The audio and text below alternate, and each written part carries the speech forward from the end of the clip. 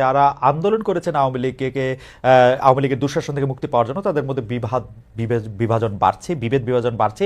সেই বিভেদ বিভাজন বাড়ারও নানা রকম মাত্রা এবং নানা রকম সমীকরণ আছে। সেই বিভেদ বা বিভাজন কখনো হয়ে উঠছে রাজনৈতিক আদর্শ ভিত্তিক, কখনো হয়ে উঠছে লিঙ্গ ভিত্তিক, কখনো হয়ে উঠছে ধর্ম বা অন্যান্য আদর্শ ভিত্তিক। এইসব বিভেদ নিয়ে কথা বলার জন্য, এইসব বিভেদ থেকে উত্তরণের পথও খোঁজার জন্য আজ আমাদের সঙ্গে রয়েছেন জাহাঙ্গীরনগর বিশ্ববিদ্যালয়ের নৃবিজ্ঞান বিভাগের সহযোগী অধ্যাপক ডক্টর রেজানা করিম স্নিগ্ধা। ডক্টর রেজানা করিম স্নিগ্ধা, আপনাকে আমাদের অনুষ্ঠানে স্বাগত জানাই। আপনি আমাদের সময় দিয়েছেন, সেজন্য আমাদের শুভেচ্ছা এবং কৃতজ্ঞতা জানবেন। আমাদের সাথে আরও থাকছেন জাতীয় নাগরিক পার্টির জ্যেষ্ঠ যুগ্ম আহ্বায়ক সামান্তা শারমিন। আপনাকেও আমাদের অনুষ্ঠানে স্বাগত জানাই। আপনি আমাদের সময় দিয়েছেন, সেজন্য শুভেচ্ছা ও কৃতজ্ঞতা।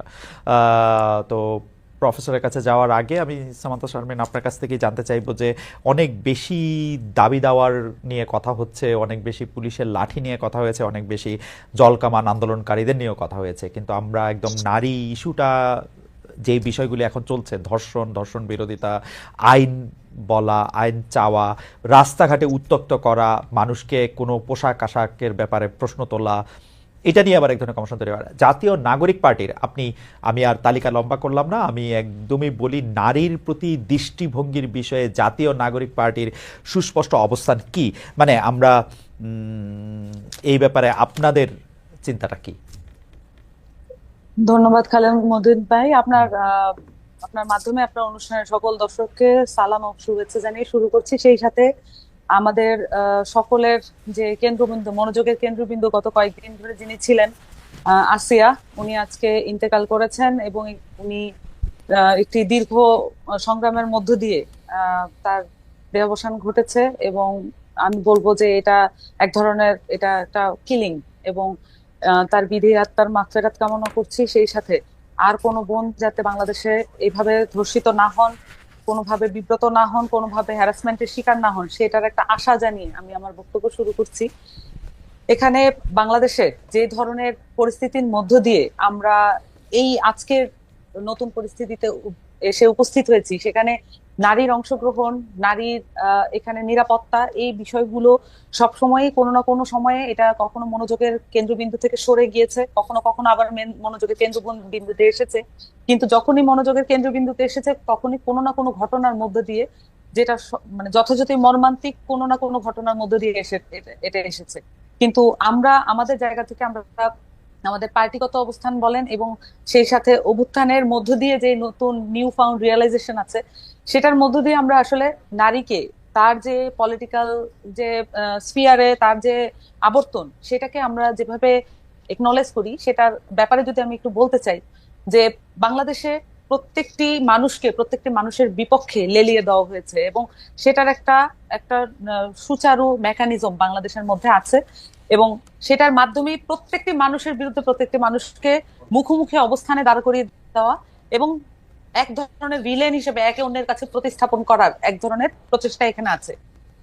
সেটার মধ্য দিয়ে আসলে নারী যে গোষ্ঠী, নারী যদি একটা গোষ্ঠী হিসেবে, জনগোষ্ঠীর একটা অংশ হিসেবে দেখি, তাহলে নারীকেও এই অনেক পুরুষের সমকক্ষ, পুরুষের অধীনে এই ধরনের আর্গুমেন্ট এবং আরো নানান কিছু দিয়ে নারীকেও পুরুষের মুখোমুখি দাঁড় করিয়ে দিয়ে দেওয়া হয়েছে। এবং সেইখান থেকে তার যে নাগরিক মর্যাদা, সেই বিষয়টাকে দূরে ঠেলে দেওয়া হয়েছে। নাগরিক মর্যাদার বিষয় যদি আসে, তাহলে কিন্তু নারী পুরুষ এবং তার যেই জনগোষ্ঠী জাতিগোষ্ঠী যাই হোক না কেন, সেখানে নাগরিকত্বের আমব্রেলার আন্ডারে সকলেই চলে আসেন, এবং সেই নিরাপত্তা এবং সেই যে তার যে কালেকটিভ মেকানিজম, সেটা সকলেই নিজস্ব জায়গা থেকে পালন করতে পারবেন। সামান্তা, আমি যদি এই পর্যায়ে, আমরা আলোচনাটা একটু বিস্তার করব, আমি যদি এই পর্যায়ে শুধু আপনার কাছ থেকে এই প্রসঙ্গটা একটু যাই, যে জুলাই আগস্টে আওয়ামী লীগ পতনে যারা কাঁধে কাঁধ মিলিয়ে অংশগ্রহণ করেছিলেন, তাদের মধ্যে একটা বড় অংশ তো অবশ্যই নারী ছিলেন, কিন্তু তার মধ্যে একটা বড় অংশ মনে করছে যে নারীদের ঘরে ফিরে যেতে হবে। শুরু হয়েছে মোরাল পুলিশিং, নানা রকম ভাবে বলা হইতেছে যে এইটা করা যাবে, এইটা করা যাবে না। জাতীয় নাগরিক কমিটির কি এই ব্যাপারে একটা সুস্পষ্ট অবস্থান আছে যে আসলে বাংলাদেশে মেয়েরা কিভাবে চলবে, কিভাবে ফিরবে, কি করবে, সে ব্যাপারে কি আপনাদের কোনো মানে আলাদা দৃষ্টিভঙ্গি আছে যে এইভাবে করতে হবে, চলতে হবে? সেটা কিরকম? অবশ্যই এখানে আমরা আমরা বারবার একনলেজ করছি যে এই অভ্যুত্থানের মধ্য দিয়ে আমরা চারটি ধাপে আমরা যদি দেখি যে অভ্যুত্থানের মধ্যে নারীদের অংশগ্রহণ কি মাত্রায় ছিল। প্রথমত 14ই জুলাই বাংলাদেশে আওয়ামী লীগ তার ফ্যাসিস্ট কাঠামো প্রতিষ্ঠা করার জন্য যেই ন্যারেটিভ স্ট্যাবলিশ করেছিল সেই ন্যারেটিভকে ভেঙে হলের মেয়েরা বেরিয়ে এসেছিল। এটা ছিল তার প্রথম রাজনৈতিক স্ফুরণ। এইটার মাধ্যমে, এই ন্যারেটিভকে ভাঙার মাধ্যমেই আসলে এই অভ্যুত্থান সংগঠিত হওয়ার মুখে এসে আমরা দাঁড়িয়েছিলাম। পরবর্তীতে আমরা যখন অভ্যুত্থান সংগঠিত হতে দেখি, তখন আমরা নারীদেরকে দেখি একদম সম্মুখ যোদ্ধা হিসেবে, নট পিছনে কোনো ব্যাকগ্রাউন্ডে কোনো কিছুই না, একদম ফ্রন্টলাইন ওয়ারিয়ার হিসেবে। এবং তার পরবর্তীতে একই সাথে ওই অভ্যুত্থানের সময়ই আমরা কেয়ারার, প্রোভাইডার এবং শেল্টার গিভার হিসেবে আমরা তাদেরকে দেখেছি। এবং এখানে আমরা এখন পর্যন্ত 3টা ভাগ দেখলাম, কিন্তু অভ্যুত্থানের পরে অভূতপূর্ব ভাবে আমরা দেখেছি যে যেই নারীরা সম্মুখ ভাগে যোদ্ধা হিসেবে ছিলেন, কেয়ারার, প্রোভাইডার ছিলেন, তারা নিজস্ব ট্রমাটাইজিং যে জায়গাটা তার ছিল, আমরা সকলেই এক ধরনের ট্রমাটাইজিং জায়গায় ছিলাম, কিন্তু আমাদের বাংলাদেশের নারী শিক্ষার্থীরা এবং অনেক ক্ষেত্রে বয়স্ক এবং গৃহিণী নারীরা ঘর থেকে বেরিয়ে এসে তারা এই যে আহত এবং শহীদদের লিস্টটা করেছেন, আমি একটু শেষ করি খালেদ ভাই, তারা লিস্ট গুলো করেছেন এবং তাদের ট্রমাটাইজিং যে এক্সপিরিয়েন্স সেটাকে উতরে গিয়ে তারা এই লিস্ট গুলো করেছেন। তাদের সাহায্যেই বেসিক্যালি এখন যে রাষ্ট্রীয় পদক্ষেপে যে লিস্টটা করা হচ্ছে, তাদের যে বেসিক স্ট্রাকচার ছিল সেটার উপরে দাঁড়িয়ে কিন্তু এটা করা হয়েছে। তো নারীদের এখানে অংশগ্রহণের, বাংলাদেশে এই যে নতুন যে পলিটিক্যাল পার্টি এসেছে এনসিপি, তারা বাংলাদেশের নারীদের এই অভ্যুত্থানে যে অংশগ্রহণ, সেটা প্রত্যেকটি ডিটেইলিংকে আমরা এক্সপ্রেস করি এবং প্রত্যেকটি ডিটেইলিংকে আমরা একনলেজ করি। এবং এই ডিটেইলিং এর মাধ্যমে আমরা বলি যে বাংলাদেশের নারীদের যেই পলিটিক্যাল এজেন্সি, সেটা এই 4টি ভাগে আমরা যদি দেখি, ভবিষ্যতেও যখন নারীরা নেতৃত্বের জায়গায় আসবে, এই 4টি জায়গায় তারা নিজেদেরকে প্রতিষ্ঠা করবে। আমি আর একটু পরিষ্কার হওয়ার জন্য বলি যে আপনাদের দল কি মনে করে, নারীদের কোনো একটা নির্দিষ্ট পোশাক তার জন্য বাধ্যতামূলক হওয়া উচিত বা পোশাকহীনতা বাধ্যতামূলক হওয়া উচিত? আপনি কি মনে করেন যে নারীদের তার নিজস্ব পোশাক, নিজস্ব আচরণ, উনি কোথায় কি খাবেন, কি পান করবেন, সেটা স্বাধীনতা থাকা উচিত, না সেই স্বাধীনতাটা কোনো না কোনোভাবে লিমিটেড হওয়া উচিত? মনে করেন যে যেহেতু আপনাদের দলটা নতুন করে আত্মপ্রকাশ করছে, এই দলের আদর্শ এবং নানাবিধ বিষয়বুদ্ধি তাত্ত্বিকভাবে অনেকটা জায়গা হতে পারে, আমরা যদি স্পেসিফিক এই জায়গাটার মধ্যে থেকে আসি, যে আপনারা কি মনে করেন যে নারীর একটা নির্দিষ্ট চেহারা থাকা উচিত এবং সেটা কোনো না কোনোভাবে পুরুষদের থেকে আলাদা হওয়া উচিত? আপনারা কি মনে করেন? দেখুন, এখানে আমি যেটা বলছিলাম প্রথমে, বিভাজিত করার যে প্রক্রিয়া আছে রাজনৈতিক ভাবে, এখানে এই ধরনের প্রশ্ন, মানে এই যে পোশাক এবং চলাফেরা, বেসিক্যালি নারীদেরকে কেন্দ্র করে এই ধরনের প্রশ্ন উত্থাপন করে বা এই ধরনের বাতাবরণ, একটা তথ্যের বাতাবরণ তৈরি করে এমন ভাবে পোট্রে করা হয়, মনে হয় যেন এখানে নারীদের বিপক্ষে সকল মানুষ দাঁড়িয়ে আছে। কিন্তু এটা একটা ছোট্ট গোষ্ঠী। বরঞ্চ এই আসিয়ার যে ঘটনাটা আমরা দেখলাম, এটার মধ্য দিয়ে আমরা দেখেছি বাংলাদেশের বেশিরভাগ মানুষ বাংলাদেশের নারীদের নিরাপত্তার জন্য শঙ্কিত, বাংলাদেশের নিরাপত্তার জন্য, বাংলাদেশের নারীদের নিরাপত্তার জন্য সামাজিক বলয় কিভাবে তৈরি করতে হবে সেটার জন্য তারা কাজ করতে উদ্গ্রীব। আমরা বারবারই এই জায়গাগুলো দেখি, কিন্তু এই জায়গাগুলো আমরা একনলেজ না করে আমরা বরঞ্চ যেটা দেখি যে যেভাবে আসলে বিভাজিত করা যাবে সেই বক্তব্যগুলো আমরা বারবার এখানে তুলে আনা হয়।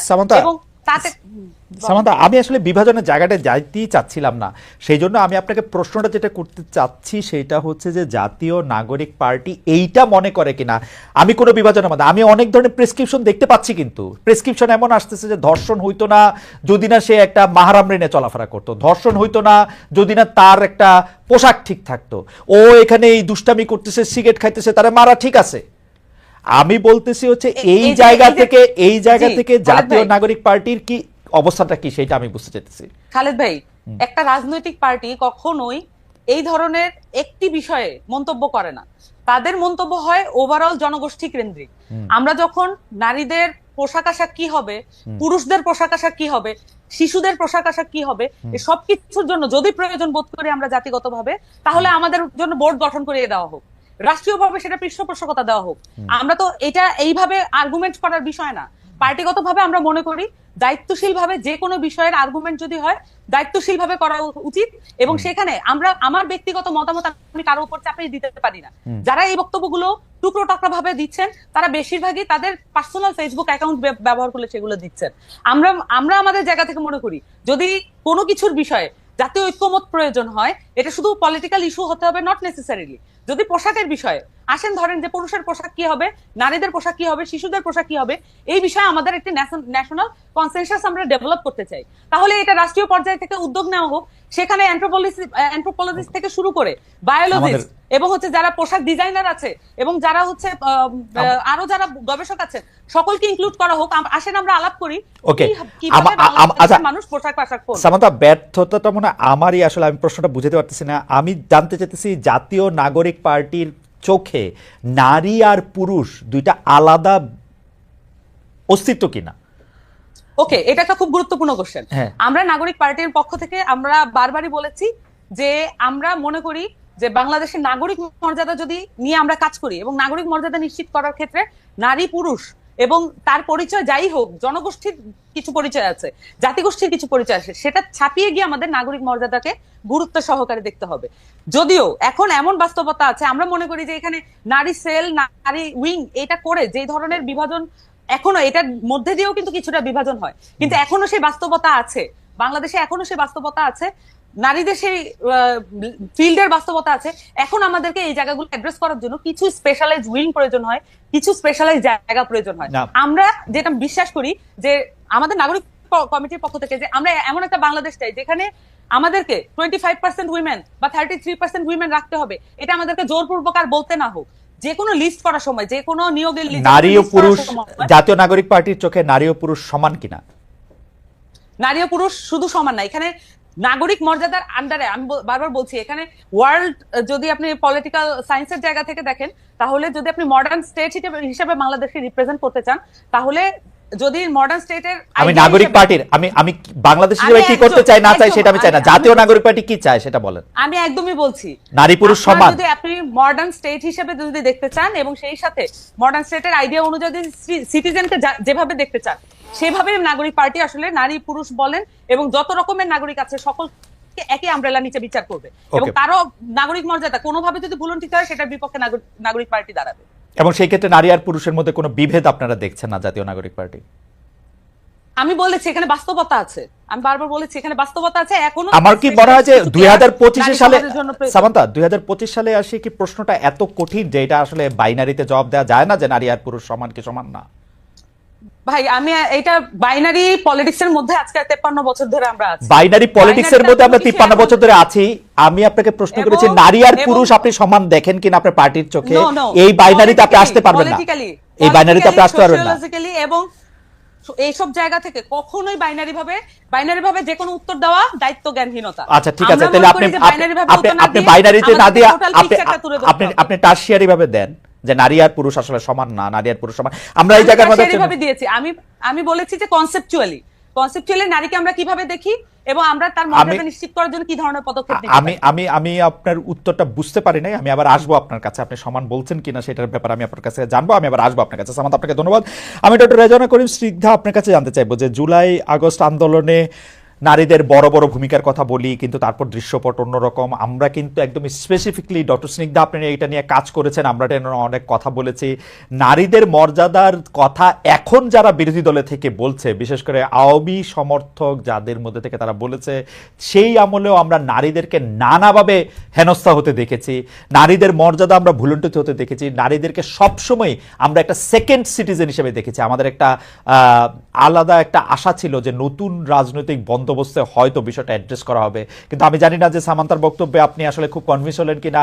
আমি কিন্তু দেখতে পাচ্ছি যে নতুন রাজনৈতিক বন্দোবস্ত আসলে নারীদের জায়গা আমি ঠিক সমান জায়গায় তো দেখতে, মানে আমি দেখতে ব্যর্থ হচ্ছি। এখন আপনারা শিক্ষক হিসাবে অ্যাবসলিউটলি এই জিনিসটা আপনি পড়ান, এইটা হিসাবে আপনি বিষয়টাকে দেখেন, আমি একটু জানতে চাইবো আপনার কাছে। ডক্টর স্নিগ্ধা।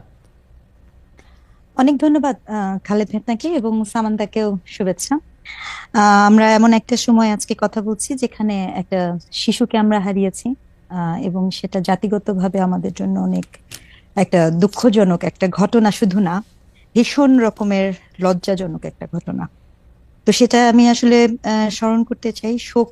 এই শোকটা যে শিশুর মা হারিয়েছে, তার সন্তানকে মা হারিয়েছে, তার প্রতি আমার অদ্ভুত রকমের একটা শোক হচ্ছে। সেখান থেকে কথাটা বলা শুরু করছে কি, যে 2025-এ দাঁড়িয়ে আমি বাংলাদেশে কেন, পুরো পৃথিবী, আমি এটা খুব স্পষ্ট করতে চাই যে নারীর প্রতি সহিংসতা, নারীর প্রতি অসমতার যে বয়ান, সেটা কোনো রকম কোনো প্রকার ক্ষমতা কেন্দ্রিক বা কোনো রেজিম কেন্দ্রিক না।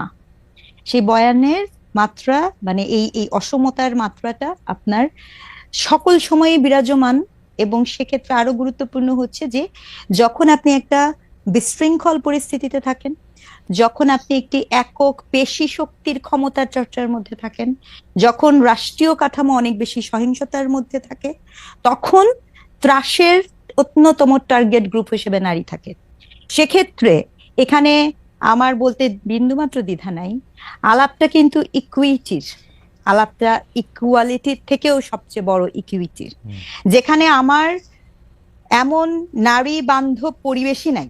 সেখানে আপনি প্রশ্ন করছিলেন সমান্ত দূরের কথা, কন্যা শিশু রক্ষার আন্দোলন হচ্ছে, সমান্ত দূরের কথা যেখানে আমার আইন বিধি, আমার চিন্তা, আমার চেতনা কোনো জায়গাতেই আমি শতগুণ পিছিয়ে থাকি, সেখানে আসলে কোনো নয়া রাজনৈতিক বন্দোবস্তে এই কথা বলতে এত দ্বিধাগ্রস্ত হতে হবে, এটা আমার জন্য হতাশাজনক, একদম স্পষ্ট। না কিন্তু ডক্টর সিংদা আমি আমি আমি একটু আপনাকে এই দিকটাও একটু দেখতে বলবো যে উনারা তো একটা পলিটিক্যাল পার্টি করবেন, উনাদেরও তো একটা বাস্তবতা আছে। বাংলাদেশের 90% মানুষ যদি মনে করেন পুরুষ নারী নির্বিশেষে যে পুরুষের একটা অবস্থান নারীর একটা আলাদা অবস্থান আছে, উনাদের পক্ষে তো এই উত্তর এই বাইনারিতে দেওয়া এত সহজও না। উনারা আজকে বলবেন যে নারী পুরুষ সমান, তারা যা ইচ্ছা তাই করতে পারবে, এটা করে তো তাদের তো পলিটিক্সটা তো করতে হবে। তারা কেমনে করবে এই পলিটিক্স যখন মানুষ না চায়? আপনারা শিক্ষক হিসেবে যখন আমাদের আমরা বিশ্ববিদ্যালয়ের ছাত্রছাত্রীদের মধ্যেও যখন এটা 70% লোক না চান, এটা ওরা পলিটিক্সটা কেমনে করবেন এটার মধ্যে থেকে? আচ্ছা, না দেখেন, আমি আবারও বলছি যে যা ইচ্ছা তাইয়ের গল্প না, গল্পটা হচ্ছে আমার অধিকারের গল্প, রাষ্ট্রপক্ষের কাছে দাবির গল্প।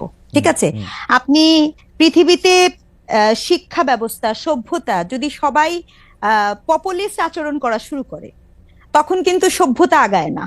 আর রাজনীতি কিন্তু, আমরা কিন্তু নয়া রাজনৈতিক বন্দোবস্তের কথা বলছিলাম, আমরা কিন্তু ওই বস্তা পচা পুরনো রাজনৈতিক বন্দোবস্তের কাছে এই ধরনের কিছু প্রত্যাশা করি নাই। নয়া রাজনৈতিক যে বন্দোবস্ত, সেই বন্দোবস্ত হবার কথা ছিল বরঞ্চ এটা ন্যায্যতার হিস্যার। আর ন্যায্যতা হিস্যার কথাই আপনি বলতে পারেন না এখন পর্যন্ত এই বাংলাদেশে। কেন আপনি যে প্রশ্নটা করেছেন, এখানে শুধু আমি নাগরিক পার্টি কেন বলবো, কেন এই নয়া বন্দোবস্তে এই ইন্টারিম গভর্নমেন্টের ক্ষেত্রে প্রতিটি রাজনৈতিক দল, প্রতিটি ধর্মভিত্তিক সংগঠন নারীর প্রতি তাদের দৃষ্টিভঙ্গি কি হবে সে বিষয়ে স্পষ্ট অবস্থান দেন না?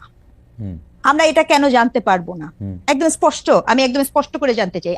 আমাকে একটা কথা বলতেই হবে, কি হেতু কারণে যে দেশে আপনি গণপ্রজাতন্ত্রী বাংলাদেশে আমি বসবাস করি, যে দেশের সকল আইন শৃঙ্খলা আপনি রাষ্ট্রায়ত্ত আইন শৃঙ্খলার অধীনে রাখেন, কেবল এবং কেবলমাত্র পারিবারিক আইনটাকে আপনি ধর্মভিত্তিক আইনের মধ্যে সীমায়িত রেখেছেন।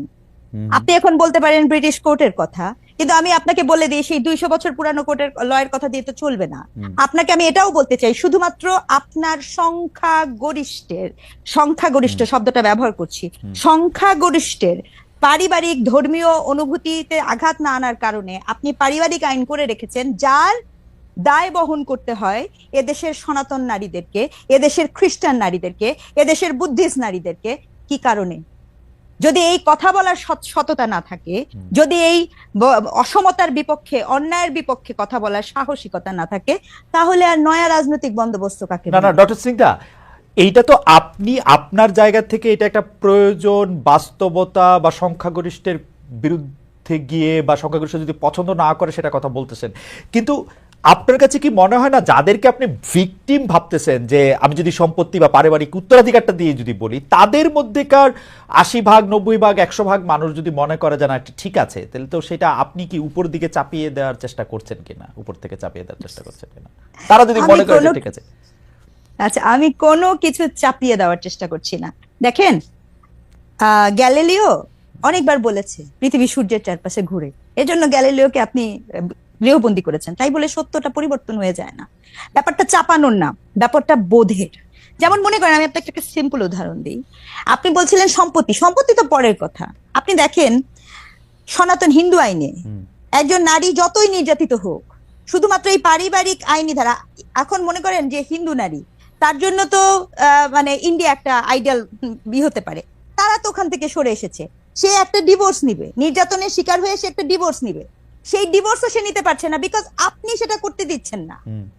মানে আমি উত্তরাধিকারের প্রশ্নে আমি পরে আসি, আরে ভাই যেটুকু আছে আপনি যদি এখন রিসার্চের ডাটা নেন ততটুকু যদি অধিকার নারীরা পেত তাহলে তো আমি শুকরিয়া আদায় করতাম, কিন্তু ঘটনাটা তো সেটা না, আলাপটা গল্পটা কিন্তু সেটা না।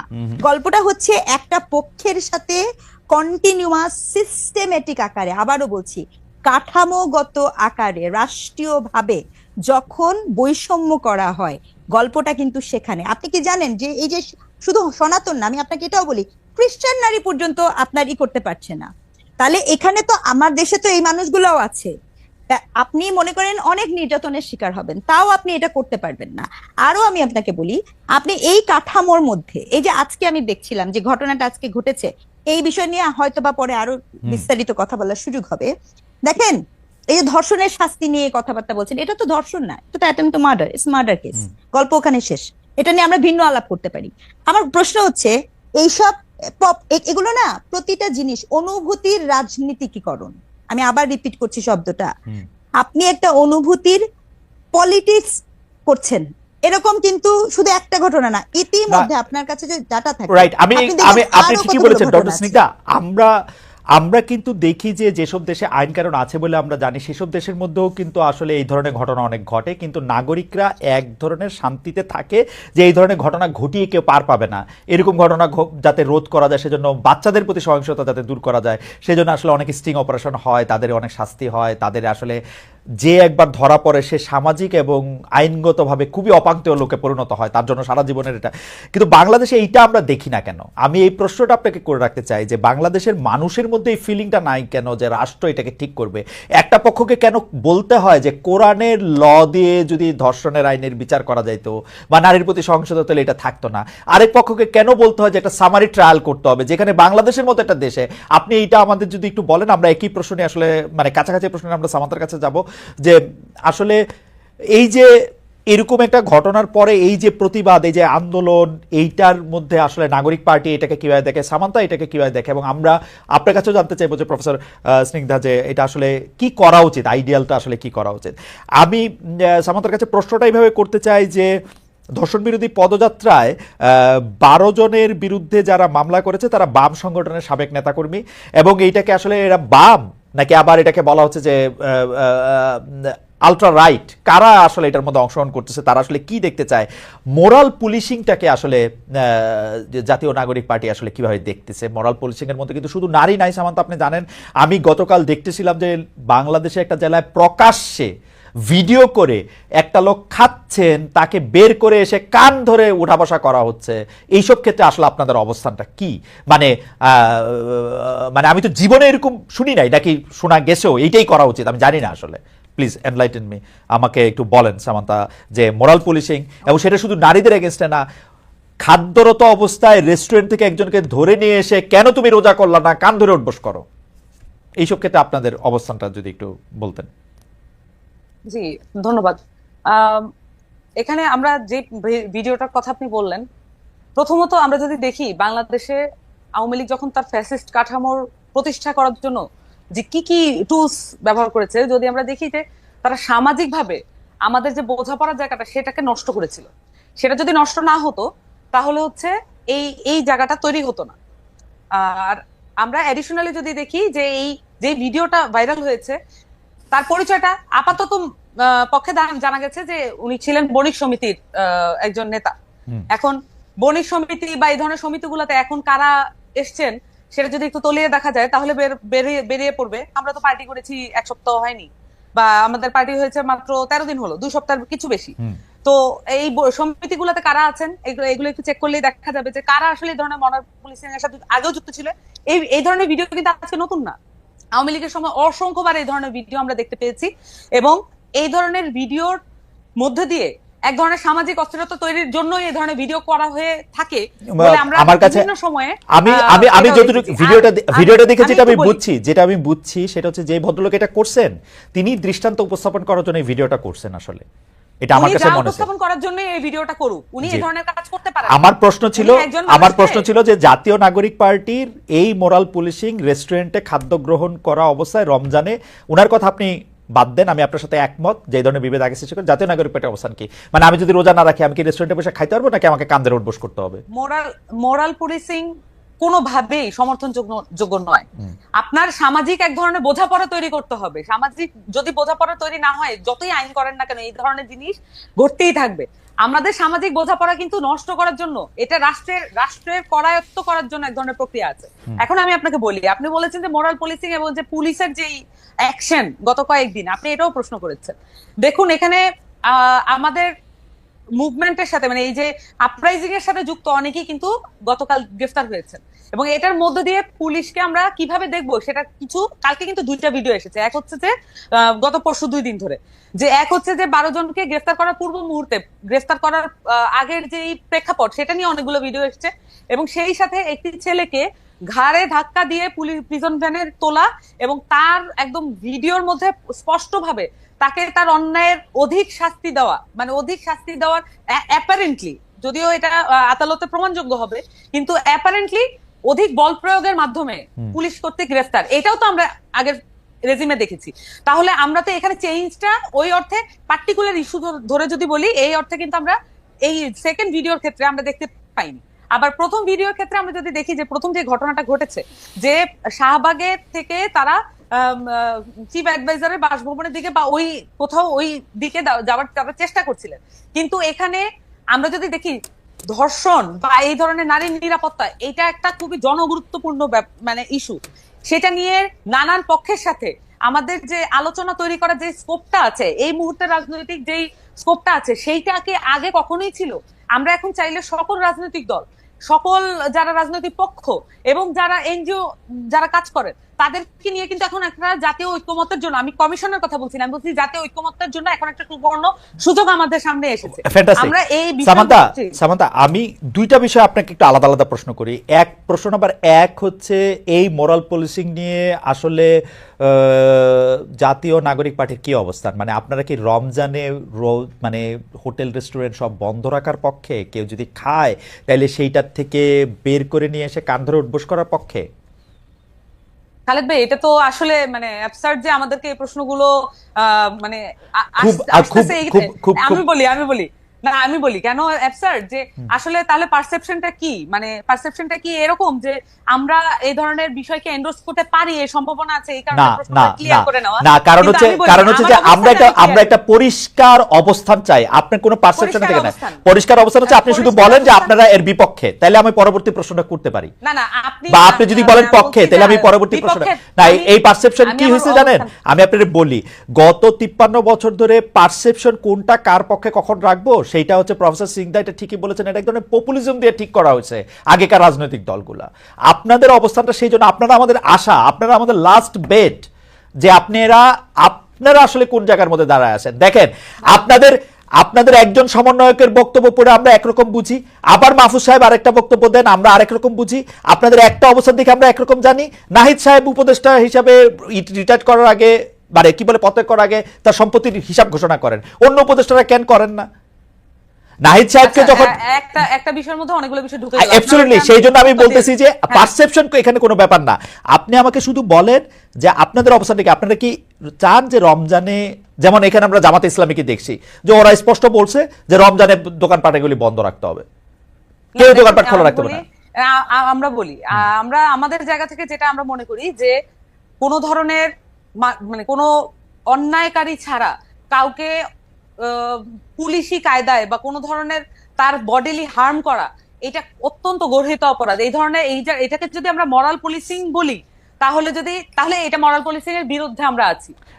সামান্তা, আপনার বক্তব্য কি আপনি শুনতে পান? আপনি বলছেন অন্যায়কারী ছাড়া, তার মানে যে অন্যায়কারী তাকে আপনারা শাস্তি দিতে পারবেন? আমরা কোনো কিছুই শাস্তি দিতে পারবো না। তাহলে আপনি বলেন যে কাউকে, তাহলে আপনাকে বলেন যে কাউকে দেওয়া যাবে না। আমি বলছি ভাই, শাস্তি দেওয়ার জন্য আছে আদালত। আমরা ট্যাক্স দিয়ে এই আদালত গুলাকে চালাই, আমরা কিন্তু এই আমাদের ট্যাক্সের পয়সা কিন্তু এই আদালত প্রাঙ্গণ গুলাতে আছে। তাহলে আমি কখনোই আমার ট্যাক্সের পয়সা কিন্তু ইনভ্যালিড হয়ে যাক, সেটা আমি তো চাইবো না এজ এ সিটিজেন। তাহলে আমি চাইবো যে শাস্তি যেখানে হওয়ার সেখানেই হবে। তার মানে এখানে আইন শৃঙ্খলা বাহিনী আছে, আইন শৃঙ্খলা বাহিনীর কাজটা কি? যদি সব কাজ হচ্ছে যে কেউ একটা গ্রুপ গোষ্ঠী মিলে এই দায়িত্বগুলো হাতে তুলে নেয়, এটার কোনো জায়গা নাই। এখানে যেই বিষয়গুলো করা হচ্ছে এটা স্পষ্টভাবে এখানে বিভাজিত যেই শক্তিগুলো ছিল সেগুলোকে আবার চাঙ্গা করার জন্য, যারা একত্রিত হয়েছিল অভ্যুত্থানের মধ্য দিয়ে তাদেরকে আবার বিভাজিত করার জন্য নানান ধরনের প্রক্রিয়া শুরু হয়েছে। এবং পরিষ্কারভাবে এখানে সংস্কারের যে উদ্যোগ গ্রহণ করা হয়েছে, সংস্কারের যে সম্ভাবনা তৈরি করা হয়েছে, সেটাকে প্রশ্নবিদ্ধ করার জন্য এই ধরনের বিভাজিত যে কার্যক্রম সেটা পরিচালনা করা হয়। সামাদা, আমি আপনার কাছে আবার আসবো, আমি শুধু প্রশ্নটা করি আবার। প্রশ্নটা হচ্ছে, প্রতি বছর রমজান আসার আগেও পরে বিভিন্ন সামাজিক, ধর্মীয়, আদর্শিক ধর্মীয় গোষ্ঠী বিভিন্ন রকম অবস্থান নেয়। কেউ বলে যে এইবার রমজানে হোটেল রেস্টুরেন্ট আমাদের এলাকায় খোলা রাখা যাবে না, রমজানের পবিত্রতা বজায় রাখুন। জামাত ইসলামী একটা স্পষ্ট অবস্থান নিচ্ছে। আওয়ামী লীগ, বিএনপি কিন্তু একটা মাঝামাঝি অবস্থান নেয় গত 53 বছর নিয়ে। এটা কিছু বলেও না, জিজ্ঞেস করলে আপনার মতো ঘুরায় পেঁচায় কি জানি একটা বলে, আমি অর্ধেক বুঝি না। এখন ঘটনা হচ্ছে যে এই জিজ্ঞেস করাটা কিন্তু আমি 27 বছর ধরে করে আসতেছি বলে আমি বলতেছি। আমার দুর্ভাগ্যজনকভাবে আমি আপনাকে ওই প্রশ্ন করতেছি, হয় আপনাকে আমি বুঝাতে পারছি না যে এনসিপির আমি কোনো স্পষ্ট অবস্থা দেখতে পাচ্ছি না। এনসিপি কি বলতেছে যে রমজানে আসলে দোকানপাট বন্ধ রাখতে হবে? আপনাকেও যখন আমি আপনাকে কেন হচ্ছে আমি আপনাকে পলিটিক্যাল পার্টির কাছ থেকে আপনারা যেভাবে, মানে আপনারা বলতে আমি বলছি যে বেশিরভাগ লোকজন, আমি সাংবাদিকদের কথা বলছি না, সবাই আসলে যেভাবে প্রত্যেকটা ইস্যুতে হ্যাঁ বা না উত্তর আশা করেন, এইভাবে একটা পলিটিক্যাল পার্টি আচ্ছা ঠিক আছে, আপনার অবস্থা পরিষ্কার। পার্টির বক্তব্যসমূহ একটু ভেগি থাকে, আমরা একটু ভেগি থাকে। ভেগের ব্যাপার না, এটা হচ্ছে সকলকে এনকম্পাস যদি করতে না পারে, সকলকে ধারণ করতে না পারে, এটা পলিটিক্যাল পার্টি।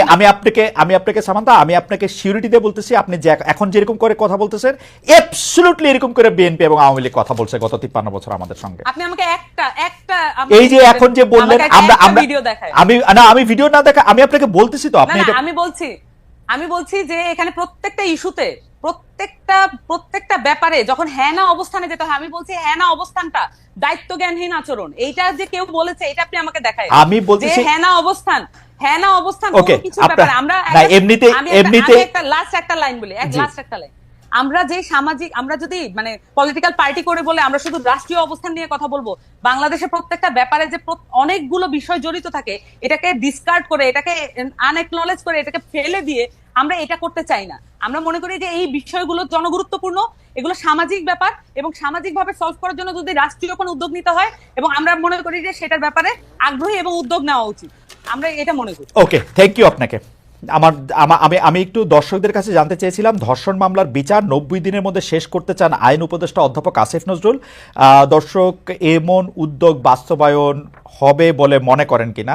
হ্যাঁ, এমন উদ্যোগ বাস্তবায়ন হবে বলে মনে করেন শতকরা 65% লোক, শতকরা 35% লোক মনে করছেন যে এমন উদ্যোগ বাস্তবায়ন হবে না। 68,000 মানুষ এখানে ভোট দিয়েছেন। আমি একটু এই ধর্ষণ এবং আইন, মোরাল পুলিশিং, চুরি ডাকাতি, ছিনতাই, নারীর প্রতি আক্রমণ, এই ঘটনা সামনে এসছে। আমি যে প্রফেসর রেজনা স্নিগ্ধা, আপনি এর মধ্যে সরকারের কোনো দায় দেখেন কিনা? বর্তমানে যারা পলিটিক্যাল পার্টিগুলি আছে, আমরা তো তাদের, আপনি কোনো দায় দেখেন নাকি তাদের অবস্থান, তাদের জায়গা থেকে এগুলি অ্যাড্রেস করা বা না করা? মানুষের নিরাপত্তার ক্ষেত্রে শুধু নারী না, আমরা আসলে খেয়াল করেছি যে যারাই দুর্বল তারা আক্রান্ত হচ্ছেন, সেটার ক্ষেত্রে সেটা কি হতে পারে? ডক্টর রেজনা স্নিগ্ধা। আচ্ছা, আমি একটা কথা, আপনার প্রশ্নের উত্তরে যাওয়ার আগে একটা কথা বলি। রিফরমেশন, যখন একটা সমাজে, সোসাইটিতে রিফরমেশন হয় না, তখন রিফর্মাররা খুব বোল্ড কিছু স্টেপ নেয়, এবং সেই স্টেপের মধ্যে কিন্তু কোনো দ্বন্দ্ব থাকে না। সেক্ষেত্রে আপনি সেটাকে পলিটিক্যালি বলেন অথবা সেটাকে রিলিজিয়াসলি বলেন। আমি একদম স্পষ্ট দুটো উদাহরণ আমি একদম নির্দ্বিধায় নির্ভয়ে দিতে চাই। যেমন মনে করেন, যখন যেই মুহূর্তে প্রফেট মোহাম্মদ সাল্লাল্লাহু আলাইহি সাল্লাম উনি যখন বলেছেন যে মক্কায়, মানে ওই সময় যে হচ্ছিল, কন্যা শিশুকে জীবন্ত কবর দেওয়া হচ্ছিল, ওটা কিন্তু ওখানকার একটা চল ছিল, তিনি কিন্তু সেটাকে স্টপ করেছেন। তিনি কিন্তু ওখানে এমন অনেক কিছু করেছেন, এবং সে কারণে কিন্তু ওখান থেকে তাকে বের করে দেওয়া হয়। শুধু তাকে না, আপনি যত রিফর্মার দেখবেন তাদের প্রত্যেকের লাইফে আপনি দেখবেন যে তারা কিন্তু তার যে জায়গাতে অন্যায়ের বিরুদ্ধে প্রতিবাদ করতে। ডক্টর স্নিগ্ধা, এইটা আসলে আমি এটা আপনি আমাকে একটু শেষ করতে দিতে হবে। হ্যাঁ, অবশ্যই আপনি শেষ করেন। আপা, এটা একটু পরিষ্কার করে যান যে অনেকে এটা বলেন যে হ্যাঁ প্রফেট সাল্লাল্লাহু আলাইহি ওয়াসাল্লাম এটা শেষ করেছেন, আবার অনেকে বলেন যে বিবি খাদিজা রাদিয়াল্লাহু আনহু তো তার আগেই সবচেয়ে বড় ছিলেন। তো এটা দুইটাই বলা যায়, উনি এসে স্টপ করেছেন। আমি আসলে ওই জায়গাটা যাচ্ছি না। আমি যেটা বলছি, যখন আপনি রিফর্ম করবেন তখন কিন্তু পপুলিস্ট কাজ আসলে কেউ করে না। আমি এই কথাটা বলতে চাচ্ছি। আচ্ছা ঠিক আছে, আপনি কন্টিনিউ করুন।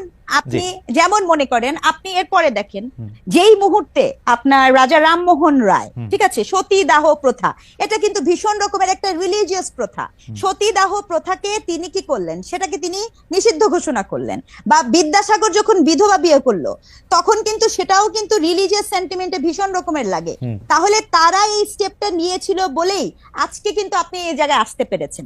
এখন আমার প্রশ্ন হচ্ছে, বাংলাদেশে এমন রিফরমেশন হলো যে আমি এখন পেঁচায় পেঁচায় পেঁচায় পেঁচায় কথা বলবো, তাহলে আমার ওই সততা থাকলো না, আমি আমার ন্যায্যতা দিতে পারলাম না। আমি বলে যাচ্ছি, বুলি আওড়ায় যাচ্ছি যে ন্যায্যতার কথা বলবো, ন্যায় বিচারের কথা বলবো, অথচ আমি এইটা বলতে দ্বিধাগ্রস্ত হচ্ছি যে কোনো ব্যক্তির ব্যক্তি অধিকারে, ব্যক্তি স্বাধীনতায় হস্তক্ষেপ করা অন্যায়।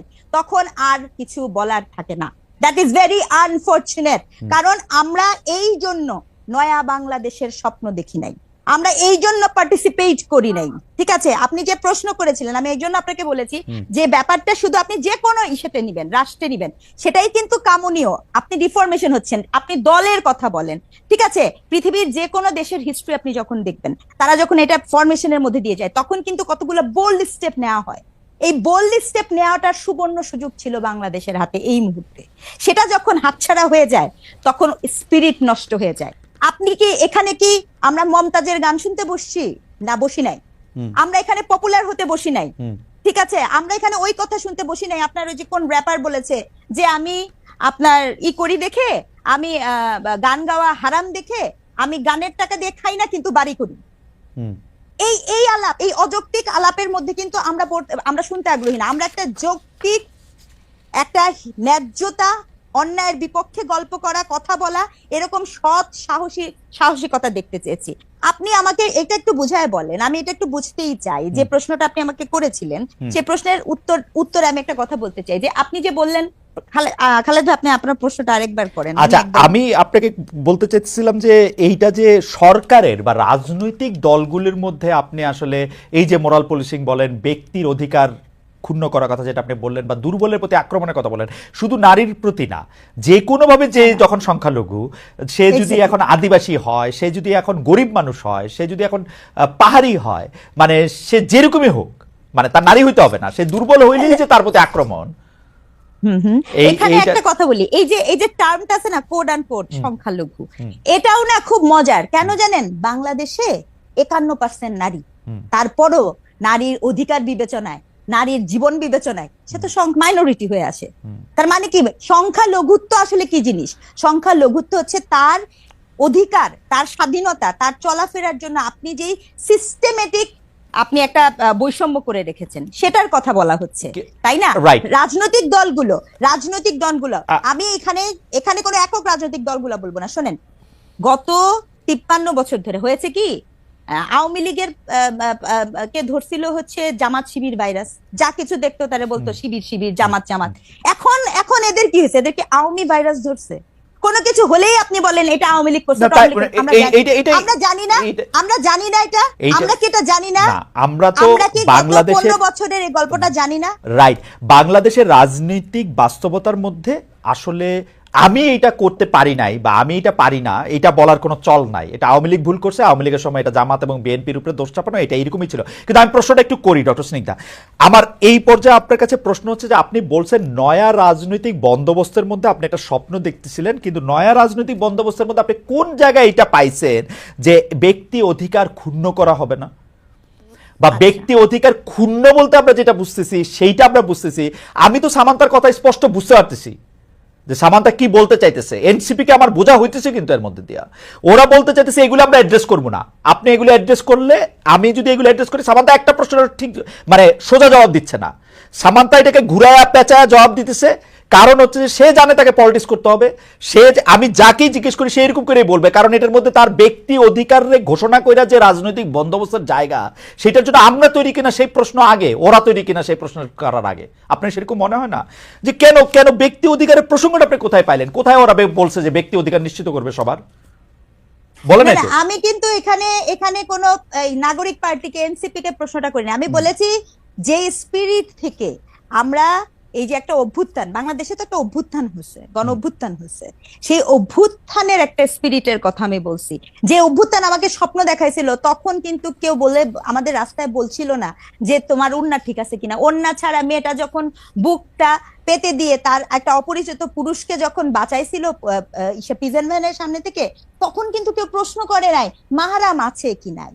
আজকে এনসিপি এর চেয়ে দুঃখজনক কিচ্ছু হতে পারে না। সে বলতে পারে না যে আজ এই যে ফ্লিপকার্টটা ঘুরছে, এবং দুঃখজনক সেই ফ্লিপকার্টের ভিতরে এটা ঘুরছে যে আপনার ওটা স্পষ্ট বক্তব্য না, ওটা হচ্ছে স্পষ্ট বক্তব্য শুনলে আপনি আরো বচকে যাবেন, সেখানে আরো ভরকে যাবেন। ওখানে বলেছে যে আপনি মানে স্পষ্ট বক্তব্য, উনি ওই লোক বলছেন যে যদি কোনো নারী মাহরাম ছাড়া ঘুরে তার জন্য তো না, কিন্তু ওই বক্তব্য তো, এই বক্তব্য তো এনসিপি এন্ডোর্স করে নাই। না, এন্ডোর্স করে নাই, কিন্তু তার বিপক্ষে কথা বললো না কেন? সবকিছুর বিপক্ষে কেমনে কথা বলবে? 500টা ইস্যু আছে, 500টা ইস্যু রেখেছে কথা বলবে। একটা সেকেন্ড, সবকিছু না। আরে আমার কথা হচ্ছে, আমি আবারও বলছি, এটা অনেক স্বপ্নের, অনেক আশা কিন্তু এদের কাছে। সেই জায়গা থেকে বলছি, আপনি বলেন তো এই এনসিপির যেই মেয়েরা আছে এই জুলাই অভ্যুত্থানের পরে কতজন মেয়েদেরকে সাইবার বুলিং করা হয়েছে, ট্রলিং করা হয়েছে, তারা কি করছে? তারা তাদের নিজেদের লোকদের নিরাপত্তা দিতে পারে না, আমাদের নিরাপত্তা কি দিবে?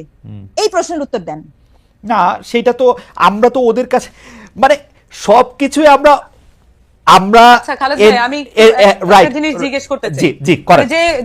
যে আপনি উত্তর দিতে পারেন, স্নিগ্ধা আপু উত্তর দিতে পারে, আমার কোনো সমস্যা নেই। প্রশ্নটা হচ্ছে ব্যক্তির স্বাধীনতার মাত্রা কতটুকু? কি এটার ব্যক্তির স্বাধীনতার কোনো মাত্রা নাই সামান্তা। আমার উত্তর আমি দিলাম, ব্যক্তির স্বাধীনতার কোনো মাত্রা নাই। ব্যক্তি স্বাধীনতা দিয়ে বুঝবে একটা ক্রাইম করা পর্যন্ত আপনার জন্য সিআরপিসি আছে, পেনাল কোড আছে, এর বাইরে যদি সে কোনো কিছু করে সেটা আইনভাবে ব্যবস্থা নেবে। একটা ব্যক্তির স্বাধীনতা কত সালের পেনাল কোড আপনি নতুন করে করেন, আপনারা ক্ষমতায় আসেন, নতুন করে করেন, যেটা এক্সিস্টিং আছে সেটার কথাই। এখনকার পেনাল কোড কত সালের? এখনকার পেনাল কোড কত সালের মানে কি? পেনাল কোড তো পেনাল কোড, পেনাল কোডের তো প্রতিদিন কত সালের পেনাল কোডের মধ্যে অনেক চেঞ্জ আছে। এটা 1858 সালে, এই যে শেখানো পড়ানো বুলির পাশাপাশি এইটাও শোনেন, 1858 সালে যে পেনাল কোড আছে, বাংলাদেশে প্রতিদিন নতুন নতুন করে যে আইন এনাক্টেড হয়েছে গত 54 বছরে, তার মধ্যে ওই পেনাল কোডের আইনগুলি চেঞ্জ হয়েছে। গড়ে বইটা 1858 সালের, কিন্তু বাংলাদেশের হওয়ার পরে যত আইন, হ্যাঁ সবগুলি চেঞ্জ হয়েছে। হ্যাঁ, তো যাই হোক, এইটা এখন যে জায়গায় দাঁড়ায় থাকে।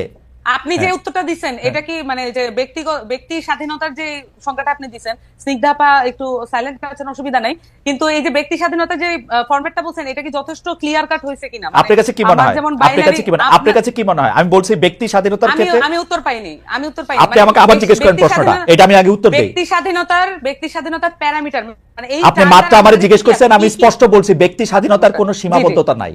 ব্যক্তির স্বাধীনতার সীমা হচ্ছে, ব্যক্তির স্বাধীনতার সীমা হচ্ছে একটা ক্রাইম করা পর্যন্ত। যেমন ধরেন আমার ব্যক্তি স্বাধীনতা হচ্ছে, আমি বুঝি নাই কায়েম করা মানে, বুঝি নাই।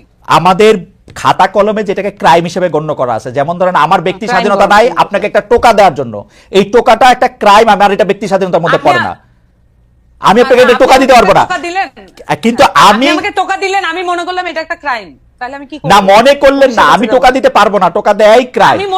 আমি মনে করলাম যে এটা একটা ক্রাইম, সেইটাই তো আমি তো বললাম যে টোকা দেয়া তো আসলেই ক্রাইম, আমি আপনাকে টোকা দিতে পারবো না, কিন্তু আমি নিজে রাস্তায় দ্বারা খাইতে পারবো, এটা আমার ব্যক্তি স্বাধীনতা। রমজান মাস হলো, এটা তো তাহলে তো ক্লিয়ার হয়ে গেল। মানে এই বিষয়গুলো দেখুন, আপনি আর আমি যখন আলাপ করতেছি তখন কিন্তু একটা আলাপের মধ্য দিয়ে এটা একটা মধ্যস্থতা হয়ে যাচ্ছে। কোনো মধ্যস্থতা হয় না, আপনি কিন্তু আমার কথা বুঝতেছেন না সামান্তা, আমার কথা বুঝতেছেন না। আমার কথা আপনি বুঝতেছেন না, আমি আর একটু ভালো করে বলি। যেমন আপনার সাথে আমি যখন আলাপ করতেছি, যখন আমরা 3 জন মিলে আলাপ করব, আমরা যখন 10 জন মিলে আলাপ করব, কোনো না কোনো বিষয় এটা মধ্যস্থতা এবং এটা কমন গ্রাউন্ডে আসতে স্বাভাবিক। কিন্তু যখন একজন লোক হাতে একটা বেত নিয়ে একজন লোককে কান ধরে উঠবস করায়, তার পাওয়ার শো করে, এটার কোনো সমতা নাই, এটার কোনো আর্গুমেন্ট নেই, এটা কোনো আলোচনা না। এটা হচ্ছে একজন লোক তার পাওয়ার শো করে আরেকজন লোককে ডমিনেট করতেছে, এটা হচ্ছে এই জিনিস। তার মানে এটা পরিষ্কারভাবে এটা অন্যায়, এটা করা ঠিক হয় নাই। এবং এইটার ব্যাপারে আমি জানতে চাইছিলাম এটার ব্যাপারে এনসিপির কি অবস্থা? না, এটা এনসিপির অবস্থান তো আমি বললাম, এর চেয়ে ক্লিয়ার আর কোন মানে আপনারা দুইজনই আমাকে বেশ একটা ট্রায়ালের মধ্যে নিলেন যে আমি কোনোভাবেই এটা ক্লিয়ার অ্যান্সার দিচ্ছি না। How can I be clear more than this? যে আমি বারবার বলতেছি যে এইখানে একটা লোক বারবার তাকে ডমিনেট করার চেষ্টা করতেছে। ক্লিয়ার ডমিনেশন যেটা, কোনোভাবে সমতা নাই। এখন ধরেন আমরা যখন আমাদেরকে এখানে বলা হয় যে আমরা ফাইট করছি ইয়ার সাথে, মানে আওয়ামী লীগের সাথে, এটা একটা অসম লড়াই ছিল। আমাদের ছেলে পেলের হাতে ছিল লাঠি আর ওখানে ছিল বন্দুক আর উপর থেকে এয়ার স্ট্রাইক। তাহলে এটা কিভাবে সমতার ভিত্তিতে? এটা তো লড়াইও না, এটা হচ্ছে পুরো খুন করার জন্য একেবারে আক্রমণ। তা এটাও একই রকম একটা জিনিস। একটা লোক, সে একটা পরিষ্কার সুন্দর জামা কাপড় পরা, পাঞ্জাবি পরা, এবং সে হচ্ছে লাঠি দিয়ে একজনকে বলতেছে। তার যে সামাজিক হায়ার অবস্থান সেটা সে মিসইউজ করে আরেকটা সামাজিক ভাবে লোয়ার অবস্থানে একটা খেটে খাওয়া মানুষকে, তার জীবনের গল্প তো কেউ জানে না। এবং সেই প্রেক্ষিতে আমি জানতে চাইছিলাম যে এনসিপি রেস্টুরেন্ট খোলা রাখা, বন্ধ রাখা, কেউ এই ধরনের কাজ করানোর জন্য এটা সাপোর্ট করে কিনা? দুইটা সেপারেট জিনিস। হ্যাঁ খালেদ ভাই, এটা দুইটা সেপারেট জিনিস। আমরা যদি এই জিনিসগুলোকে আলাদা করতে না পারি তাহলে আমরা আচ্ছা বলেন তো, একটু বুঝান। না না, এটা আলাদা জিনিস। আমি বলি, একটা জিনিস হচ্ছে যে আমি যখন বললাম যে, আমি ঘটনাটা যখন বললাম যে এখানে একটা মানুষ ডমিনেট করতেছে আর একটা লোককে এবং তাকে শারীরিকভাবে আহত করছে, এটা একটা বিষয়, এটা আলাদা। এবং সেই সাথে আপনি বলতেছেন তাহলে কি এনসিপি পুরো একদম রমজান মাসে কি করা মনে করে? এনসিপি কি ধর্মভিত্তিক রাজনীতি দল? এনসিপি কি মনে করে যে এই আলেমদেরকে একদম প্রত্যেকটা ধর্মের প্রত্যেকটা বিষয়ে তারা ফতোয়া দিবে? আমরা কি বলছি আমাদের যে আত্মপ্রকাশ, রমজানের দোকান খোলা থাকবে কি থাকবে না? রমজানের দোকান খোলা থাকবে কি থাকবে না? এখন না আমি বলি এটা কিভাবে নিশ্চিত করতে হবে? আপনারা বলবেন যে এটা আপনাদের উইশ, যা থাকবেন আপনার কি ইচ্ছা।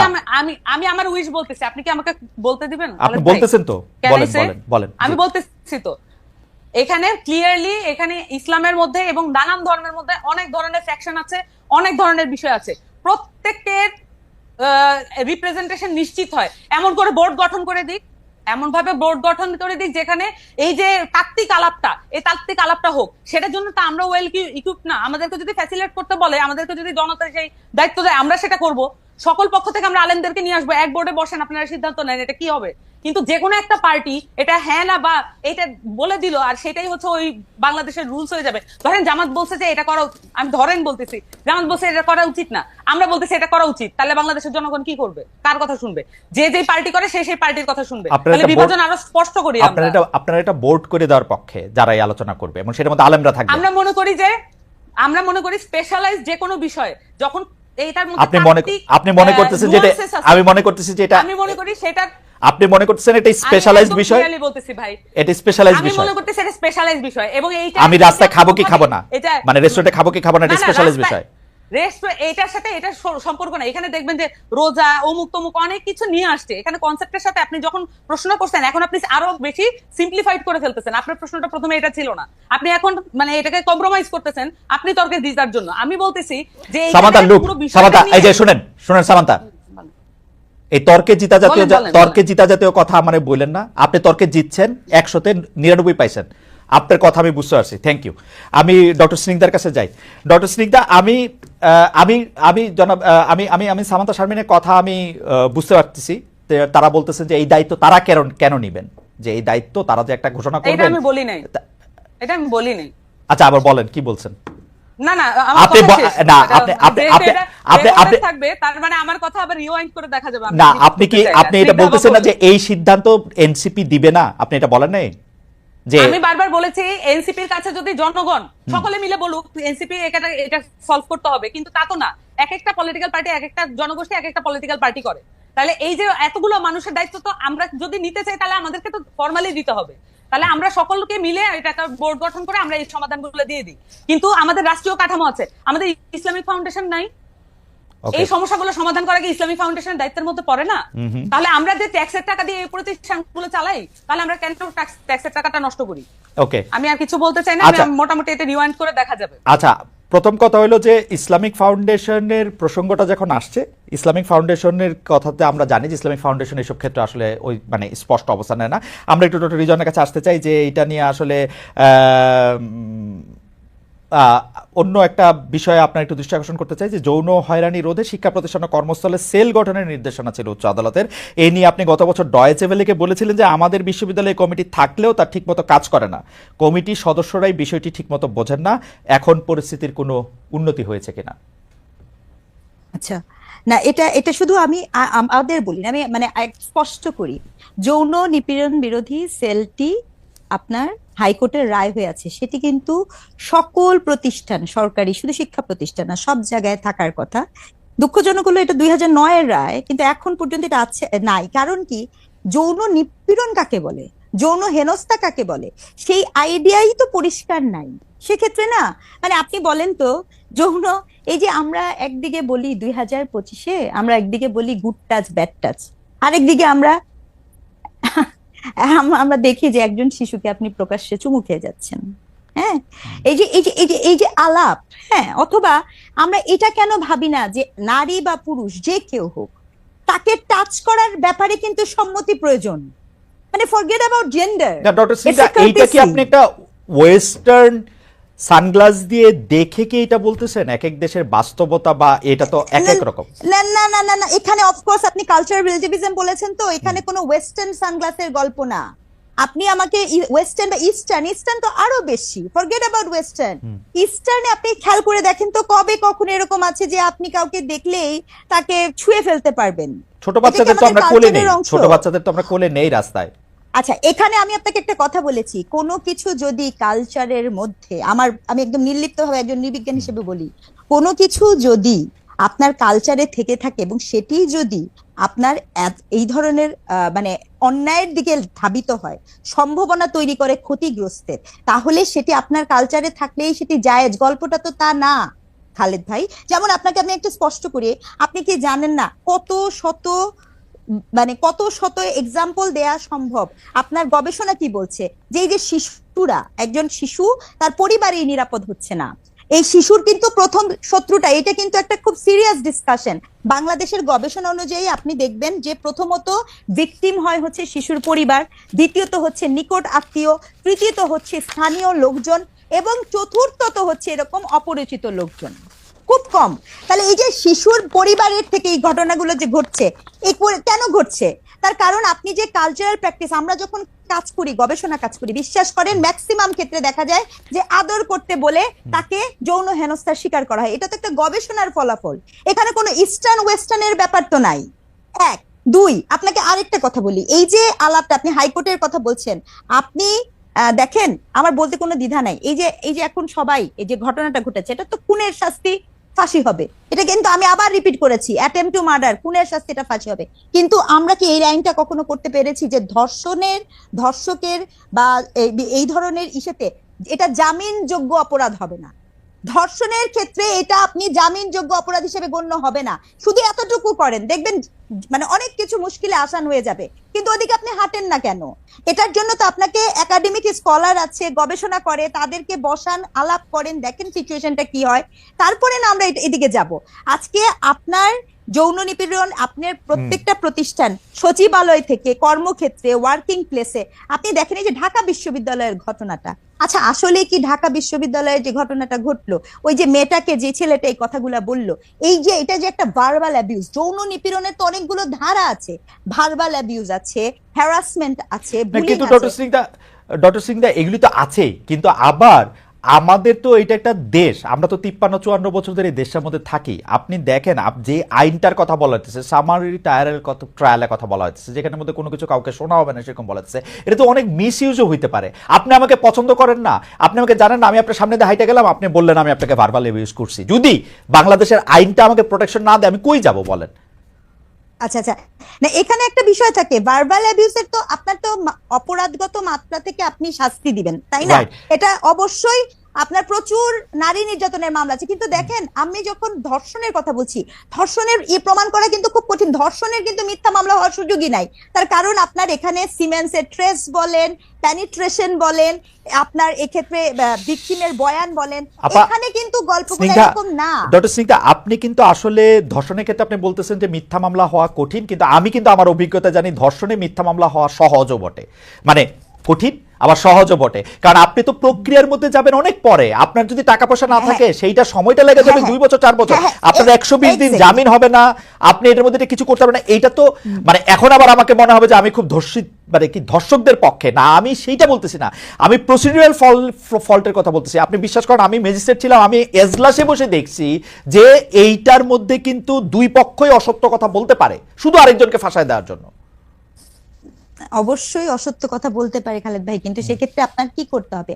আপনি যদি এই মামলাগুলোকে দ্রুত বিচার ট্রাইব্যুনালে নিয়ে আসেন, এবং এক্ষেত্রে খুব অ্যাক্টিভ রোল প্লে করতে পারে আমাদের ট্যাক্সের টাকায় চলা সমাজ কল্যাণ মন্ত্রণালয়। গত 53 বছর ধরে এই মন্ত্রণালয়টা আসলে করে কি, আমাকে একটুখানি বুঝায় বলেন। কোনোদিন শুনছেন সোশ্যাল সার্ভিস থেকে কিছু করে? না না, আপনি আমাকে বলেন। সোশ্যাল রাষ্ট্রায়ত্ত কত কত মামলা থাকে, এটা অনেক ব্যয়বহুল। রাষ্ট্রপক্ষবাদী হয়ে এই দেশে ধর্ষণের বিপক্ষে যারা আন্দোলন করে তাদের বিরুদ্ধে মামলা করতে পারে, অথচ একজন মানে মনে করেন ধর্ষণের শিকার শিশু, সেই মামলাটা রাষ্ট্র করতে পারে না। না, রাষ্ট্রই তো করছে, রাষ্ট্রই তো করবে। না না, মা করেছে, মা করেছে,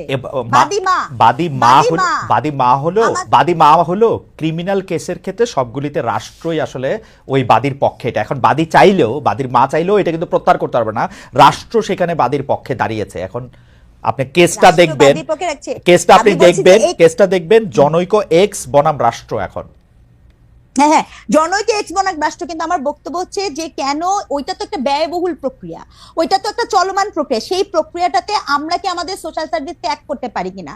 একটা শিশু নির্যাতন হলে কোনোদিন কি বাংলাদেশের সোশ্যাল মানে সামাজিক যে মানে সমাজ কল্যাণ মন্ত্রণালয় থাকে বা নারী ও শিশু অধিকার, তারা কি ওই বাসায় যে জিজ্ঞেস করেন? মানে এটা তো খুব স্বাভাবিক প্রক্রিয়া। রাস্তায় যে মানুষরা আপনার রাস্তায় থাকে, সেই মানুষগুলোর জন্য আপনি আমাকে বলেন এই যে শেল্টার হোম বা এগুলো কাদের করার কথা? এই বিষয়গুলো কার করার কথা? আমার প্রশ্নটা ঠিক ওখানে। কিন্তু এখানে হচ্ছে যে আমাদের এই প্রশ্নটা রয়ে যায় যে আমরা বর্তমান সরকারের দিকে যদি তাকাই, তাহলে বর্তমান সরকার তো 7 মাসের সরকার। এর আগে 17 বছরের একটা দুর্দণ্ড প্রতাপশালী 15 বছরের একটা সরকার ছিল, তারা কি করছে সেটাও আমাদের একটু মাথা রাখা দরকার। তার আগে সরকারগুলি কি করছে সেগুলি আসলে আমার মাথা রাখা দরকার। এবং এই সরকার আইসা তো এই সরকার আইসা, সরকারের হাতে তো কোনো ম্যাজিক বা আলাদিনের চেরাগ নাই, যারা সবকিছু করে ফেলতে হবে। যাই হোক, আমরা অনেকটা শেষ পর্যায়ে চলে এসেছি। আমরা একটু সামান্তা শারমিন আপনার কাছে একটু জানতে চাই, মানে হয়েছে কি সামান্তা, আমি আপনাকে একটু নিশ্চয়তা দিতে চাই, আমি কিন্তু আপনাদের শত্রু না। মানে আমরা যারা আপনাদেরকে প্রশ্ন করি যে তারা শত্রু না, তো সেইটা আপনাকে একটু এনশিওর করতে চাই যে আমরা প্রশ্নই করি হচ্ছে যে আপনাদের অবস্থানটা জানার জন্য, ক্লিয়ার হওয়ার জন্য। আচ্ছা সামান্তা, আমাদের আরো একটা প্রশ্ন আছে, আমি জানি না আপনি এই প্রশ্নটা উত্তর দেওয়ার জন্য একটু রেডি কিনা, তারপরও আমি আপনার ভালো লাগলে আপনি দিয়েন, না দিলে দিয়েন না। সেটা হলো যে ছবি ছাড়া এনআইডির দাবিতে আমরা ঢাকায় নারীদের কর্মসূচি দেখেছি এই সরকারের সময়। নির্বাচন কমিশন আবার পুরুষদের এনআইডি ফর্মে একাধিক স্ত্রী থাকলে সেই তথ্য নামধাম যুক্ত করতে চায়। গত কয়েক মাসে বহু বিবাহের পক্ষে অনেক প্রচারণা আমরা সোশ্যাল মিডিয়ায় দেখছি। তারাও হাসিনা বিরোধী ছিল, আমরা এটা বলবো, জুলাই আন্দোলনে অবদান রেখেছে, এটা তারাও ফোকাস করতে চায়। এসব বিষয় কি আপনারা কোনো অবস্থান নিতে চান, নাকি এসব ক্ষেত্রে আপনারা একটা বোর্ড করতে চান এবং বোর্ড নিয়ে আপনারা? না, এক্ষেত্রে ব্যাপারটা বেশ কমপ্লিকেটেড। এক্ষেত্রে আসলে স্পষ্ট করা যাবে, তবে আমাদের পার্টিগত জায়গা থেকে আমরা এই বিষয়টা নিয়ে এখনো আলাপ আলোচনা করিনি। বিশেষত আমাদের পার্টিগত জায়গা থেকে যেহেতু আমরা অল্প কয়েকদিন হয়েছে এই বিষয়গুলো নিয়ে ভাবার সুযোগ বা ওই ফোরামে উত্থাপিত হওয়া, সেই কাজগুলো হয়নি। আশা করি যে এটা পরের বার উত্তর দিতে পারবো। আলাপ না হলে পার্টি অবস্থানটা বলা খুব কঠিন। আচ্ছা, তাহলে এইটা একটু বলেন, এইটা একটা আপনার জন্য বলা হয়তো এখন সহজ। জুলাই আন্দোলনের কৃতিত্ব ভাগাভাগির দ্বন্দ্ব প্রকাশ্যেই আছে এখন। এছাড়া নানা ট্যাগ দিয়ে আপনি এটা জানেন যে জুলাইয়ের মিত্র এক পক্ষ আরেক পক্ষকে খারিজ করতে চাইছে। বিশেষ করে মানে অগাস্ট থেকে বলা হয়তো স্বৈরাচারের দোসর, এখন আবার বলা হইতেছে শাহবাগী। আপনি বাস্তবতাটা জানেন, আমরা ইয়াতে না যাই, এটা একটা নতুন অস্থিরতা তৈরি করতেছে এই শাহবাগ শাপলা এই বিভাজন। এটা আপনারা কিভাবে এটা ডিল করবেন? যেখানে আমরা দেখতেছি যে শাহবাগেরও একটা বড় অংশ আপনাদের পক্ষে ছিল, মানে শাহবাগের বড় অংশ মানে কি শাহবাগী যাদেরকে আমরা বলতেছি, আবার শাপলা থেকেও একটা বড় অংশ আপনাদের পক্ষে অবস্থান নিয়েছে। এটা ডিল করার ক্ষেত্রে আপনারা কি করবেন এখন? দেখুন, এটা ডিল করার জন্য আমাদের যেটা দরকার, যে আমরা যেটা বলছিলাম যে আমরা মধ্যপন্থী দল, এবং বেশিরভাগ দেখা গেছে যে অনেকে এটা একসেপ্ট করেছেন, কিন্তু আবার অনেকের মধ্যে প্রশ্ন হচ্ছে তাহলে মধ্যমপন্থার দল তো অনেক দলে আছে, তাহলে এটা আবার নতুন কোন মধ্যমপন্থা? তো আমরা যেটা করতে চাই, যেটা আমাদের ইচ্ছা এবং যেটা হচ্ছে আমাদের পার্টিগত ভাবে আমরা মনে করি যে বাংলাদেশের জন্য ভালো হবে, সেটা হচ্ছে যে একটা মধ্যমপন্থা হতে পারে যে আপনি কোনো ধরনের আর্গুমেন্টে গেলেন না, কোনো ধরনের বিষয়কে আপনি একনলেজ করলেন না। এবং আমি যেটা বললাম যে বিভিন্ন সময় আমি বলেছি কমিশন গঠন এবং ফর্মালাইজ করা, যে কোনো আর্গুমেন্টকে ফর্মালাইজ ওয়েতে ডিল করা, এবং যাতে করে রেসপন্সিবিলিটি থাকে ওইসব আর্গুমেন্টের প্রতি। তো সেই জায়গাগুলোকে নিশ্চিত করার জন্য একটা বিষয় হচ্ছে যে এই বিষয়গুলোকে এড়িয়ে যাওয়া, একেবারেই এড়িয়ে যাওয়া, কোনো আর্গুমেন্টে না যাওয়া, কোনো ধরনের বিভাজিত করার জন্য যে কোনো কথাকেই এড়িয়ে যাওয়া। আরেকটা মধ্যমপন্থা হতে পারে যে আপনি এই আর্গুমেন্ট গুলোতে ঢুকবেন এবং আপনি এটার মধ্যে রেসপন্সিবল অ্যাটিটিউড করবেন, সেই সাথে যা যা করা দরকার আপনি সকল পক্ষকে একসাথে আনার জন্য মিডল গ্রাউন্ড হিসেবে ওয়ার্ক করবেন। ওকে, এখন আমাদের পার্টিগত জায়গা থেকে আমরা মনে করি second option is better for Bangladesh. এবং বাংলাদেশে অনেক রকমের খুব প্রান্তিক আইডিয়ার কিছু মানুষ আছে, মানে আপনি যেটাই বলেন, ধরেন এখানে যদি বলি নারী প্রসঙ্গে খুবই দেখবেন যে খুব অল্টারনেটিভ এক্সট্রিমের অনেক ধরনের মতামত আছে। তাহলে এই মানুষগুলোকে তো আপনার একত্রে আনতে হবে, না হলে আমরা শুধু কিন্তু আমার পার্টি পলিটিক্স নিয়ে আমরা চিন্তিত না। আমরা কিন্তু আমরা বলেছিলাম আমরা রাজনৈতিক জনগোষ্ঠী তৈরি করতে চাই। রাজনৈতিক জনগোষ্ঠী তৈরি করার জন্য তো আমার সবচেয়ে অপোজিশনের লোকটার সাথেও আমি যাতে টেবিল টক করতে পারি, আমি তার সাথে যাতে যৌক্তিক মতামত গুলো দিতে পারি, তার সাথে একমত হইতে পারি, সেই জায়গাটা আমাকে তৈরি করতে হবে। ওকে, পার্টির জায়গা থেকে আমরা এই দায়িত্বটা নিয়েছি। আপনাকে অনেক ধন্যবাদ। আমি শেষ প্রশ্নে আসতেছি ডক্টর স্নিগ্ধা আপনার কাছে, যে আওয়ামী লীগ শেখ হাসিনা 15-16 বছর ক্ষমতায় টিকে থাকার জন্য যে জুজু ব্যবহার করতো, সেই জুজুর অনেকটা বেশি হচ্ছে মৌলবাদ। সেটা হচ্ছে যে এই মৌলবাদীরা ক্ষমতায় চলে যাবে, উগ্রবাদীরা ক্ষমতায় আসবে, আওয়ামী লীগ না থাকলে তাদের আসলে এইটা হবে, ওইটা হবে, সেইটা হবে। এইটার কোনো আলামত আপনি দেখতে পান কিনা? মানে আমাদের সংস্কৃতি উপদেষ্টা মোস্তফা সরোয়ার ফারুকী বলেছেন যে মবকে, তৌহিদি জনতাকে, মোরাল পুলিশকে হুঁশিয়ার করে ফেসবুকে লিখেছে তাদের কর্মকাণ্ড যাতে শেখ হাসিনা সুবিধা না করে দেয়। আপনার কাছে কি মনে হয় যে এই সব কর্মকাণ্ডগুলি আসলে শেখ হাসিনার সুবিধা করে দিচ্ছে বা ওরকম কোনো কিছু? পাশাপাশি আপনি আসলে বিরাট একটা প্রসঙ্গ আপনাকে 2 মিনিট ধরে বলতে হবে। একজন সিনিয়র জাজ, আমরা যখন অনুষ্ঠানটা চলছে তখন উনি আমাদেরকে মতামত পাঠাচ্ছেন নারী শিশু কোর্টে মিথ্যা মামলার সংখ্যা অনেক, যদি মিথ্যা মামলায় জামিন না দেওয়া যেতে পারে, যেটা উনি বুঝতেছেন যেটা মিথ্যা মামলা, তাহলে অনেক ধরনের অনাচার বা অবিচার সৃষ্টি হতে পারে। আপনি যদি একটু 2-3 মিনিট একটু বলেন। আচ্ছা, অনেকগুলো প্রশ্ন করেছেন একদম শেষ মুহূর্তে, জি। গুরুত্বপূর্ণ প্রশ্ন। দেখেন, একটা কথা বলি, আমার মনে হয় সামান্থাকে আমি একটু এনশিওর করতে চাই, Samantha, we have lots of hope. আর আমরা এই হোপের জায়গা থেকেই কিন্তু আমরা প্রশ্নগুলো বারবার করছি, এবং এক্ষেত্রে একটা খুব গুরুত্বপূর্ণ যে পলিটিক্যাল ন্যারেটিভ তৈরি করাটা খুব জরুরি। যে পলিটিক্যাল ন্যারেটিভের ল্যাকিংসে স্পষ্টত আমাদের সামনে আছে। যেমন আমরা জানি বিএনপির পলিটিক্যাল ন্যারেটিভের মধ্যে জাতীয়তাবাদ একটা গুরুত্বপূর্ণ কম্পোনেন্ট, জামাতের পলিটিক্যাল ন্যারেটিভ আমরা জানি, বাট আপনাদের পলিটিক্যাল ন্যারেটিভ স্পষ্ট না। এটা যখনই আপনি স্পষ্ট করে ফেলবেন তখনই কিন্তু এই জটিলতাগুলাতে পড়ার সম্ভাবনা থাকবে না। এটা আপনাকে আমার একটু বলার ছিল। আচ্ছা, এখন আরেকটা যেটা গুরুত্বপূর্ণ বিষয় আমি যেখানে বলতে চাই সেটা হচ্ছে যে খালেদ ভাই যেটা আমাকে বলেছেন, এই যে জুজুর ভয়, দেখেন এই যে পলিটিশিয়ানরা সব সময় এই এরকম কিছু করে। দুঃখজনক কি ব্যাপারটা কি জানেন, যে এই গভর্নমেন্ট তো অভ্যুত্থানের গভর্নমেন্ট ছিল। এটা কিন্তু আমি কিন্তু একটা জিনিস স্পষ্ট করতে চাই, এটা কিন্তু কোনো নির্বাচিত গভর্নমেন্ট না এনসিপি এখন ক্ষমতায় আছে, তাই দেখবেন এটা তারা মিসম্যাচ করে ফেলে। এনসিপি তো ক্ষমতায় যায়নি, এনসিপি তো এখন ইলেকশনই করে নাই। তাকে আমরা এই প্রশ্নগুলো কেন করছি, তার কারণ হচ্ছে আমরা তার পলিটিক্যাল ন্যারেটিভটা জানতে চাচ্ছি। এখন ঘটনা হচ্ছে যে মৌলবাদ, কোড অ্যান্ড কোড, মৌলবাদ কোনো ইসলামিক বিষয় না। মৌলবাদ ধর্মীয়, মানে হিন্দু মৌলবাদ হতে পারে, খ্রিস্টান মৌলবাদ হতে পারে, নানা কিছু হতে পারে। মৌলবাদের আন্ডারস্ট্যান্ডিংটা আমাদের বামপন্থী মৌলবাদ হতে পারে, বামপন্থী, হ্যাঁ অবশ্যই, মার্কসের বইটাকে বাইবেল গণ্য করে। হ্যাঁ অবশ্যই, আপনার নিশ্চয়ই দ্য রেড আর্মি, মাও জেদং এর যে বইটা, মানে ওই সময় নিশ্চয়ই আপনার মনে আছে। তো এই যে হ্যাঁ, তো তাহলে সেটা কিন্তু নানা ভাবে হতে পারে। তো এক্ষেত্রে আপনার আওয়ামী লীগ তার শাসনের সময় একটা ন্যারেটিভ তার টিকে থাকার জন্য দরকার ছিল, এবং সবচেয়ে বেশি তার যেটা দরকার ছিল সেটা হচ্ছে একটা বিভাজিত সমাজ। কি বিভাজিত সমাজ? সেক্ষেত্রে আপনার একদম মনে করবেন যে বিডিআর এর ঘটনাটা ঘটার পরপরই যখন আপনার শাহবাগ, শাপলা এটাকে জিয়ায় রাখা, এবং এরপরে আওয়ামী লীগ যে দাবি করে আওয়ামী লীগের আমলে কত ব্লগার মারা গেছে, একটু হিসাব করে দেখেন তো, দেশ ছাড়া হয়েছে, সেটা তো আওয়ামী লীগের আমলে হয়েছে। তার মানে কি সে, এবং তারপরে সে কি হয়েছে জানেন, সে কওমি জননী হয়ে গেছে, সে কওমি জননী হয়ে গেছে। তো এখন দুঃখজনক কি, মহাসমারোহ, এক্স্যাক্টলি, সে মডেল মসজিদ তৈরি করেছে, সে কওমি জননী হয়ে গেছে। আর এখন এটাই আমি বলছি আপনাকে, আমি একটু বিচলিত হব না, কালকে আপনি শুনবেন যে কোনো একটা এরকম একটা পার্টির সাথে সে সংঘবদ্ধ হয়ে গেছে। তাহলে আবার এখন যখন আপনি আসেন নতুন ধারা, কি হয়েছে, কোড অ্যান্ড কোড শাহবাগী, কোড অ্যান্ড কোড ইনক্লাব মঞ্চ, এটা কি জিনিস, সংজ্ঞাটা কি? আমি একটু সংজ্ঞা বুঝতে চাই। ঠিক যেভাবে আমি বুঝতে চেয়েছিলাম দাড়ি, টুপি, হিজাব থাকলেই শিবির হয় না, ঠিক একই ভাবে আমি বুঝতে চাই যে কি কি দেখলে শাহবাগী হয় আর কি কি দেখলে ইনকলাব হয় না। আমি আবার একটু যোগ করতে চাই ডক্টর স্নিগ্ধা, দাড়ি, টুপি, হিজাব থাকলেই শিবির হয় না। আমি যোগ করতে চাই শিবির হইলেও কোনো অসুবিধা হয় না। না আপনি যতবার যোগ করেন, ওইটা যোগ করেন, কোনো সমস্যা নাই তো। আমি বলছি আওয়ামী ন্যারেটিভটার কথা, হ্যাঁ, মানে আমার আবার- গল্পটা ছিল আওয়ামী আওয়ামী লীগ narrative। কিভাবে দেখায়, আচ্ছা, right। ওটা বলছি। আমি কিন্তু আমার কথা বলছি না, আমি বলছি আওয়ামী ন্যারেটিভ এটা বলেছিল, এবং তখনও যেরকম আমরা বিরোধোচ্চারণ করেছি, আজকেও বলছি। দেখেন, ন্যায্যতার পক্ষে যখন কথা বলেন তখন আপনি কি পোশাক পরলেন তা ম্যাটার করে না, এটা ব্যক্তির ব্যক্তি স্বাধীনতা। এই কথা বলতে কোনো দ্বিধা থাকার কথা না। ওকে, এই কথা খুব বলিষ্ঠ চিত্তে বলা উচিত, এটাই হচ্ছে কামনা। আর আর সবচেয়ে বড় ব্যাপার, যিনি অ্যাড্রেস করেছেন, আমার মনে হয় আরেকটা শো হলে ভালো, সেটা নিয়ে আমরা আইনি জটিলতা নিয়ে, এটা এত অল্প সময় আমি উত্তর দিতে পারবো না। আমি যেটা বলতে চেয়েছি যে যখন, যেমন মনে করেন এই যে পূজার ঘটনাটা, আমি এই নামটা নিচ্ছি, ভীষণভাবে দুঃখিত এবং লজ্জিত, কারণ নামটা অলরেডি মিডিয়াতে আছে।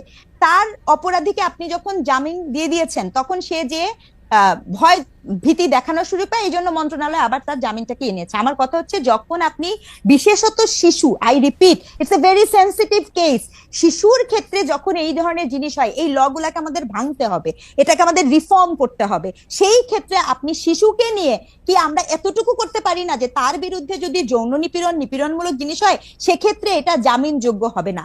আমরা কি এতটুকু করতে পারি না? মানে যে যদি এইটার একটা ফান্ডামেন্টাল প্রবলেম ডক্টর সিংদা, আমি এটা নিয়ে আসলে নানা ধরনের কথাই আপনার সঙ্গে আমি নিশ্চয়ই আলাদা আরো আলাপও করব, আলাপও করব। ঘটনা হইতেছে যে যে কোনো অপরাধী ভয়ঙ্কর, মানে শিশুকে আসলে কোনো ধরনের অত্যাচার করা, নির্যাতন করা, যৌনতার কথা তো আমি মাথায় আনতে পারি না, মানে এটা তো ভয়ঙ্কর অপরাধ। কিন্তু ঘটনা হইতেছে বাংলাদেশের বাস্তবতা, এইটাও আপনাকে মনে রাখতে হবে, শত্রুতা বোধক ভাবে ওইটা আপনাকে করা সম্ভব আপনার এগেনস্টে। ওই সিনিয়র জজ এটা বলছেন তার অভিজ্ঞতা থেকে, আমি আমার ছোট কয়দিনের এজলাসে বসার দেখার অভিজ্ঞতা থেকে বলতেছি, আসলে কিন্তু প্রচুর পরিমাণে এগুলি হয়, উনারা আবার পরে স্বীকারও করেন। সেই জন্য আমরা কি আসলে ওরকম আইন করতে পারবো যে আইনটা আসলে যে যার বিরুদ্ধে অভিযোগ করা হচ্ছে তাকে আসলে কোনো ধরনের কোনো ইয়ে দিতেছে না? আমাদের অনুষ্ঠান প্রায় শেষ পর্যায়ে, আপনি যদি একটা লাইন বলেন, আমরা সামান্তা থেকেও একটা লাইন শুনতাম এই ব্যাপারে, তাদের চিন্তাটা কি হইতে পারে এবং তারা তাদের চিন্তাগুলিকে একসাথে করার জন্য। আমরা মনে হয় যে আজকের অনুষ্ঠানে এটা এরকম মনে হইতে পারে যে আমরা আমি আমি আমি বোধহয় সামান্তাকে বেশি আক্রমণ করলাম কিনা, সেটা আমি করতে চাই না। সামান্তা, আমি আপনাকে বলি যে সেটা আক্রমণও না, আসলে আপনি আপনার অবস্থাটা পরিষ্কার করেছেন, হয়তো আমি বুঝতে ভুল হয়েছে বা করতে পারি নাই, সেটা একটা সীমাবদ্ধতা হতে পারে। কিন্তু আমি শেষমেশ এটা একটু আপনার জানতে চাই যে আপনারা যে আপনাদের যেটা ডক্টর স্নিগ্ধা যেটা পরিষ্কার করতে বলতেছিলেন, যে আমাদের তো আসলে ফ্রাস্ট্রেশনটা আওয়ামী লীগ বিএনপি নিয়ে একটা বড় কিছু হইলেই আমরা ডক্টর স্নিগ্ধা বা আমরা আমাদেরকে প্রচুর পরিমাণে, আপনি দেখবেন যে আমাদেরকে কিছু হইলেই বলা হয়েছে যে আমরা জামাতে ইসলামী, আমরা বিএনপি থেকে আমাদের টাকা আসে, ইত্যাদি ইত্যাদি ইত্যাদি ইত্যাদি, বহুভাবে। তো সেই ট্যাগের জায়গায় আমরা যাইতে চাই না, আপনাদের অবস্থানটা আমরা একটু বুঝতে চাই। যদি আপনি এটাও বলতে পারেন যে আপনাদের যেটাকে বলে ইশতেহার, সেইটা আমরা কবে নাগাদ আমরা এটা পেতে পারি, আমরা আপনাদের একটু বোঝার জন্য বা আপনাদের থেকে আমরা একটু জানার জন্য। আচ্ছা, যদি ওভারঅল আমি যতটুকু বুঝেছি আপনার প্রশ্নটা, যে ওভারঅল রাজনীতির ব্যাপারে আমাদের অবস্থান কি, প্রথমত মতাদর্শিক জায়গা, প্রথমত সবার আসলে আগ্রহ থাকে যে একটা পার্টির মানে আদর্শিক জায়গাটা কি। আমরা যেটা বলছি যে আদর্শিক জায়গা দিয়ে এখানে রাজনীতি করা হয়েছে, এখানে ধরেন ধর্মভিত্তিক রাজনীতি করার পার্টিগুলো আছে, সেই সাথে আদর্শ ভিত্তিক যদি বলি যে মুক্তিযুদ্ধের আকাঙ্ক্ষাকে একরকমের আদর্শের নাম দিয়ে, যেটা মুজিববাদ নাম দিয়ে যে এই ধরনের আদর্শ প্রচার করে, সেটারও একটা পার্টি ছিল। এখন আবার দেখবেন যে বিএনপিরও এক ধরনের আদর্শ ভিত্তিক রাজনীতি আছে, যেমন হচ্ছে জাতীয়তাবাদকে তারা এক ধরনের আদর্শ এবং স্টেট মেকানিজমের পলিসি হিসেবে দেখেন, যেটা আসলে প্রশ্নবিদ্ধ, যে ন্যাশনালিজম আসলে আমাদেরকে কত মাত্রায় উপকার করবে আর নাকি অপকার করবে। তো এই জায়গাগুলো আসলে এখন আমরা এমন একটা জায়গায়, মানে ওয়ার্ল্ড ওয়াইড আমরা পলিটিক্সের এমন একটা জায়গায় দাঁড়িয়েছি যে আদর্শিক রাজনীতি আমাদেরকে এখন আর আমাদের যে রাইটস নিশ্চিত করতে পারে না। তাহলে আমাদের অধিকার এবং আমাদের রাইটস নিশ্চিত করার জন্য আমাদের প্রয়োজন হচ্ছে রাইটস ভিত্তিক পলিটিক্স এবং ম্যানিফেস্টো ভিত্তিক পলিটিক্স এবং সার্ভিস ভিত্তিক পলিটিক্স। তাহলে এই ধরনের বিষয়ে কিন্তু অনেক মানুষ, মতাদর্শ যাই হোক না কেন, অনেক মানুষ এখানে একমত হতে পারবেন। এবং যদি আমরা বলি, যেমন ধরুন ধর্মের অনেক বিষয় হয়তো অনেকে একমত হতে পারবেন না, কিন্তু আমরা যদি বলি যে সকল ধর্মের যেই জায়গাগুলো আছে সেই জায়গাগুলো আমরা নিরাপদ করতে চাই, সেই বিষয়ে কিন্তু এটা কিন্তু একটা খুবই এক্সিকিউটিভ একটা বিষয়। তাহলে এই বিষয়গুলোতে কিন্তু দ্বিমত করার কোনো সুযোগ নেই। তাহলে আমরা সহজেই ঐক্যমত্যে পৌঁছাতে পারবো। বেসিক্যালি এনসিপি তার এই মধ্যপন্থার যে জায়গাটা তারা নিশ্চিত করবে, সকল মতাদর্শের মানুষের সাথে আলাপ করে কিভাবে আমরা এক্সিকিউটিভ জায়গায়। আমার শুধু একটাই খটকা, মানে সামান্তা যাইতে যাইতে ওই খটকাটা, আমার শুধু একটাই খটকা, মানে ধরেন আমরা কিন্তু ছোট্ট একটা বিষয়েও কিন্তু আমরা একমত হয়ে সেইটাকে করতে পারবো এরকম না, আমরা আমাদের মতামত দেব, কিন্তু এটা ঠিক। কিন্তু এটা ঠিক। আমি যতক্ষণ পর্যন্ত কাউকে আক্রমণ না করতেছি, ফিজিক্যাল অ্যাসল্ট না করতেছি, ভার্বাল অ্যাবিউজ না করতেছি, সেই পর্যন্ত আমার ব্যক্তি স্বাধীনতা প্রশ্নে আমার কোনো দ্বিধা কেন থাকবে যে সকলের ব্যক্তি স্বাধীনতা আমি প্রোটেক্ট করব? এইটা আমাকে মিছিল করে মিটিং করে কেন বলতে হবে? আমি এটা বুঝতে পারি না কেন বলেছি। আমরা রাজনীতিক আমি বলছি জি বল। আমরা আবার জি। আগের একদম প্রথম মানে আলোচনার মধ্যমবর্তী অবস্থান থেকে আবার শুরু করলাম মনে হলো যে সমস্যা নাই। আমি বলছি ব্যক্তি স্বাধীনতা আর নাগরিক স্বাধীনতা মানে ব্যক্তির মর্যাদা এবং নাগরিক মর্যাদার মধ্যে কিছু তফাৎ আছে বলে আমরা পার্টিগত, আমি আর এটা ব্যাখ্যায় এখন সময় নেই আর গেলাম না, কিন্তু নাগরিক মর্যাদা ইজ এ স্পেশাল থিং এবং নাগরিক মর্যাদার এই বাতাবরণে যে জায়গাগুলো আসে সেগুলো আমরা ধীরে ধীরে আরো